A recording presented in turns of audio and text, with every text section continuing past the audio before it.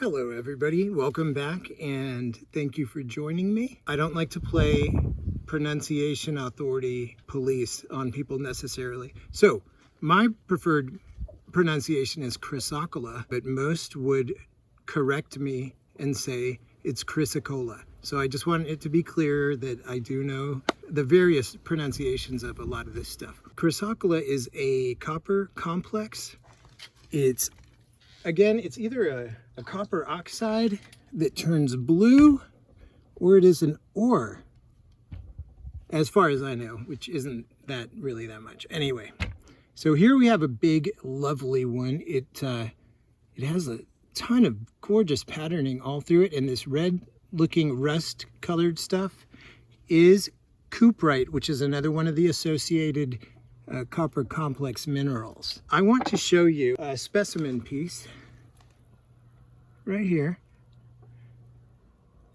This is the type of matrix that it grows on. It's sort of a gray, really, really lightweight medium. And you see the gorgeous botryoidal surface there. So you already know this material will tend to have tons and tons of patterning in it. Here's another specimen piece. This one is pseudomorphic. And what that means is that the Chrysocolla came in and replaced another mineral. So here you can tell by looking at this. This is not your typical pattern of crystallization for Chrysocolla. This is more like tiny little quartz looking crystals there that have all been replaced. So that is what we call a pseudomorph. Another little specimen piece. Here you can pretty well see the variety of color, although the color range is really incredible in this material. There's a band of malachite on there, right there. So this technically they would call Chrysocolla malachite as a trade name. Here's a couple of sort of rough-hewn slabs that I did of this.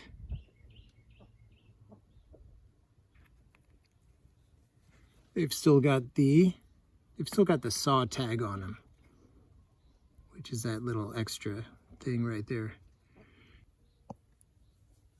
How about that?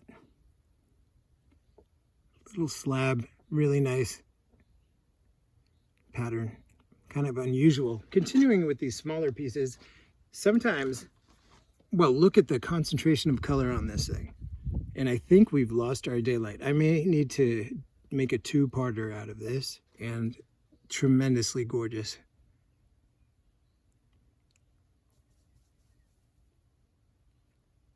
A lot of green, that's some malachite worked in there with the Chrysocolla, just beautiful. This one's been worked a little bit, so it is rough on the back, but it has been shaped and formed a little bit here.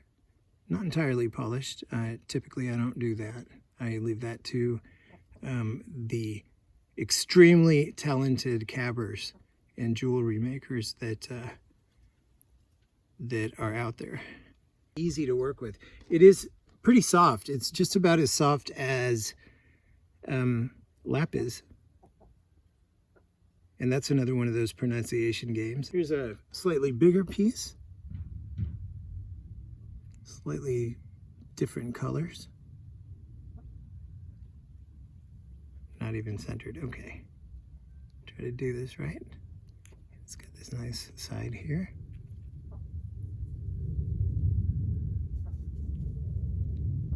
Kind of a little bit of a rough piece. Oh, the colors. Okay, I'm tempted just to keep this thing and cab the heck out of it. Slab it and cab it. It's about 40% malachite green with the 60% of the really gorgeous light blue colors. This is a slab, and this is most representative just of a copper complex, because as you can see, it's got a lot of dark blue azurite in here, including this opportunity. I think I'm seeing pyrite in here as well, right down here. But where we have this one fleck of blue on the white, that is a cabbing opportunity right there. Oh, incredible.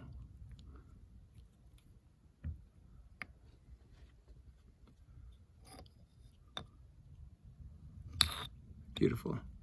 And the white stuff is just calcite. So it is, yes, the full complex. I don't see much cuprite in this part, in this piece. It's a great piece. How unique. We are moving on to slightly bigger roughs. And here, this is a variation I call autumn, because the background colors are quite a lot like autumn leaves, where you will get reds and yellows, some light greens. Yeah.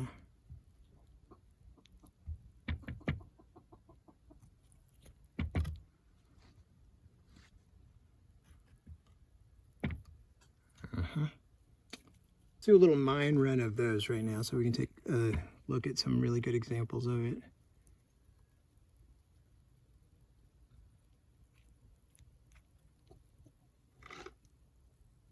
Looks like blue lightning.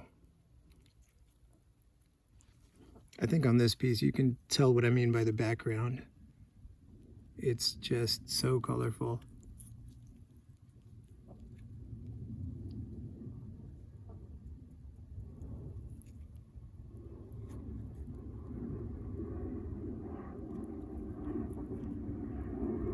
Really pretty one. Oh no, it's gorgeous. This is a very special looking piece. The blue inside the light green part here I think is just gorgeous. And the rough side. Another variety of the same type, the autumn kind. Or the blue lightning kind. I think we're doing this as we go along. Yeah, gorgeous with the black. That's unusual. This is pretty common. I know this type of American copper complex, it used to be really common. I'd say it was the most common type of Chrysocolla out there at all. But it's sparse. It's mostly cuprite. But I fell in love with it. At first, I really didn't like it. Here's another such thing. Here we're looking at it's kind of a very mixed sort of malachite Chrysocolla in there. And a lot of calcite. So the sky's the limit. I'm sure this thing will cab really nicely and beautifully.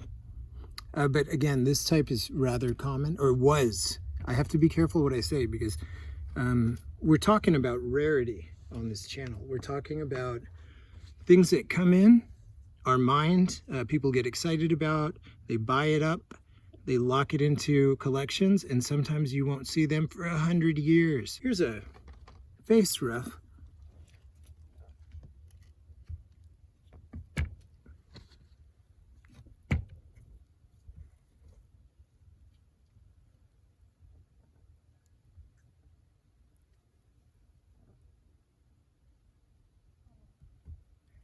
It's just the core of a really nice rough. And look at this. Again, the blue on the white is looks great when cabbed. Okay, I skipped over something. This stuff.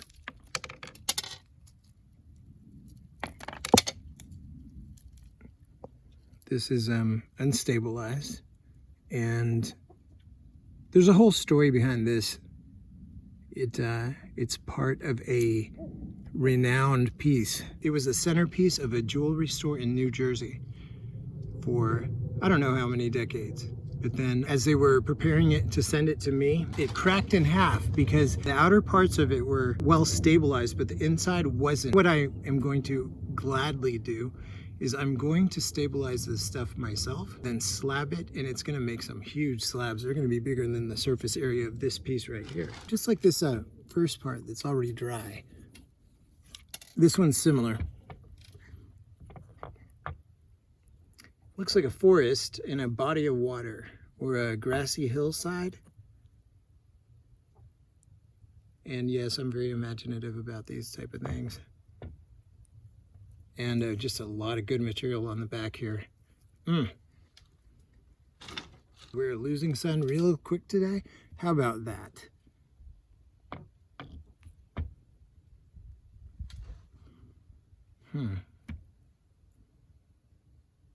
Daylight is not going to allow for us to really do this and cover all the ground. But this will give you a great idea of what you are buying, what you're looking at. You know, the eye that the buyer has as well. There's usually trends as well in even gemstones. Some things are more popular, some colors are more desirable to different people. And that's the best thing, is everybody's got a different taste, and no one thing is absolutely for everybody. Yep. Nice. A lot of dendrites. How about that? I probably will cab this. And here's, this is similar to the one that was sitting in the background. We'll just replace that right now. This one has a confetti look to it. Oh, you could cab that all day. Cooperite, a whole giant layer. You could kind of imagine what the gemstone pocket kind of looked like. And this, how about that? Gets my imagination going. And what this is this is called Chrysocolla and quartz. The quartz sort of has a little bit of a gray look to it. It's not like a white or a clear quartz. But this is the effect that you end up with. All of this type of patterning.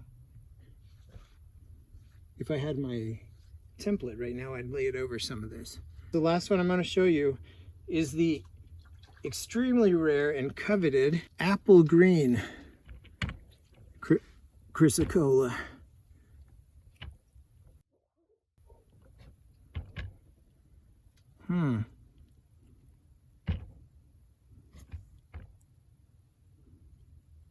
The material that is very closely related to Chrysocolla. It's called parrot wing, and at some point I will show you how to know your way around that material as well. Now, I am cutting out probably, 2/3 of all this stuff, but for right now, let's keep it at that. Thanks for hanging out, and I will see you the next time.